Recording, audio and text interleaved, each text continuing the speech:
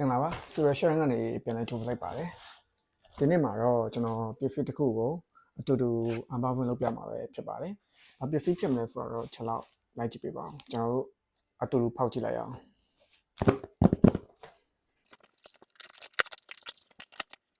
ဟုတ်ပါတယ်ကျွန်တော် luggage ဝယ်ထားတာပဲဖြစ်ပါတယ် luggage ကိုမှကျွန်တော်ဝယ်ထားတဲ့ luggage က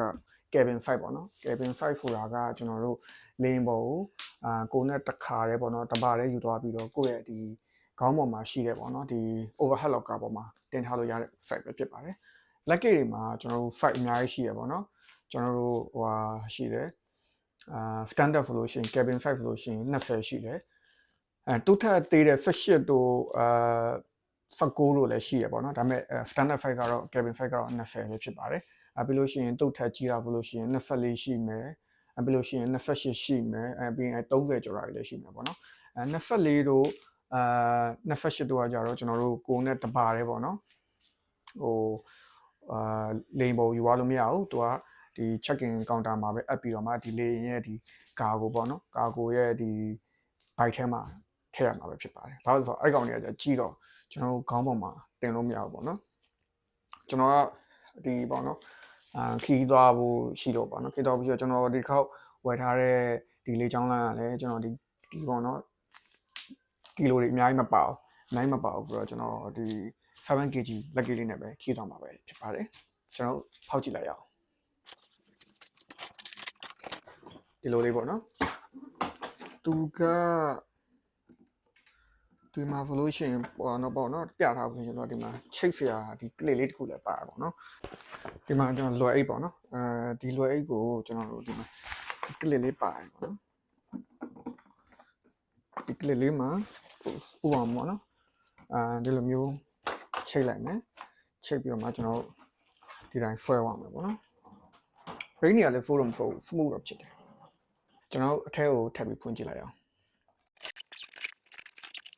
ထဲမှာဘာတွေပါလဲဆိုတော့ဘာမှတော့ထူးခြားတော့မပါဘူးပေါ့နော်ဒီမှာကျွန်တော်တို့ဝက်ဖာထည့်လို့ရမယ်ဝက်ဖာတော့ဒီမှာထည့်မှာပေါ့နော်ထည့်ပြီးဒီမှာကလစ်လေးနဲ့ပေါ့နော်ကျွန်တော်တို့ပြန်ချိတ်မယ်ချိတ်ပြီးလို့ရှိရင်ဒီမှာ fit8 ပေါ့နော်ဒီ fit8 ကကျွန်တော်ဒီမှတ်ပုံတင်တို့ဒီ ID card တို့ပေါ့နော်အဲ့ဒါကြီးထည့်မယ်ပြီးဒီတွားလိုက်ဆေးတို့ပါတော့ပေါ့နော်ကိုယ်တကူတွေတကသုံးဝပစ္စည်းထည့်မယ်ဒီမှာတော့ဝက်စားထည့်မယ်ပေါ့နော်အဲ့လောက်ပါပဲဟောပြီးတော့ဒီမှာသူကလော်လေးတစ်ခုလည်းပါသေးတယ်နံပါတ်လော်လေးပေါ့နော်နံပါတ်လော်ကတော့ပြီးမှပြန်ခံမှာပါကျွန်တော်ထင်တာမမောက်ဘူးလို့ရှိရင်လောက်တော့ဆက်မယ်ထင်တယ်ဝက်စား6စုံ9စုံလောက်ပေါ့နော်7 kg ပြည့်အောင်ထည့်မယ်ဆိုလို့ရှိရင်အဲ့လောက်တော့ဆက်မယ်ထင်တယ်ဒါသူ့ရဲ့ handle ပေါ့နော်သူ့ရဲ့ quality ကိုပြောရမယ်ဆိုလို့ရှိရင်တော့ပေါ့နော်ဒီတာမန် luggage တွေရဲ့ quality ပေါ့နော် quality ပါပဲဒါပေမဲ့တခုရှိတာကဒီကောင်က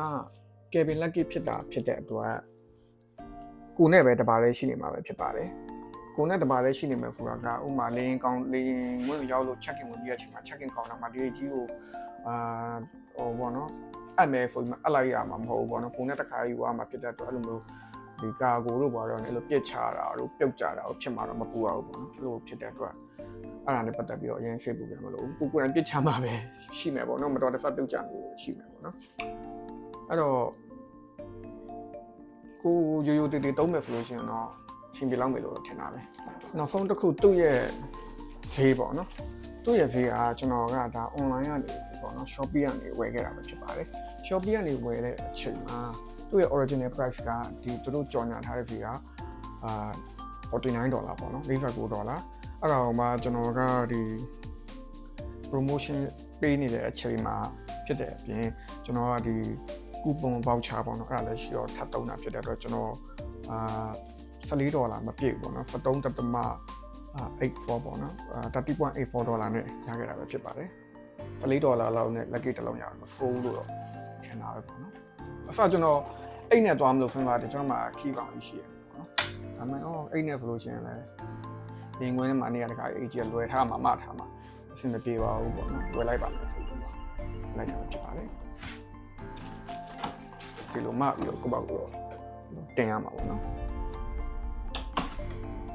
ကဲအဲ့ဒါဆိုလို့ရှိရင်တော့ဒီနေ့ unboxing video လေးကဒီလောက်ပဲဖြစ်ပါလေကျွန်တော်နောက်ထပ် video တွေမှာထပ်တွေ့ကြပါမယ်အားလုံးကိုကျေးဇူးတင်ပါတယ် sorry ကျွန်တော်ပြောဖို့တခုကြံသွားလို့ဒီလက်ကလေးကိုဒီဝယ်တဲ့ပေါ့နော်ဒီ address နဲ့ဒီ shop ကိုကျွန်တော် comment အောင်မှာကျွန်တော် mention လုပ်ပေးထားပါမယ်တကယ်လို့မိတ်ဆွေတွေဝယ်ချင်တဲ့လူရှိလို့ရှိရင်အဲ့မှာတွားပြီးတော့မှဝယ်လို့ရပါတယ်ခင်ဗျာ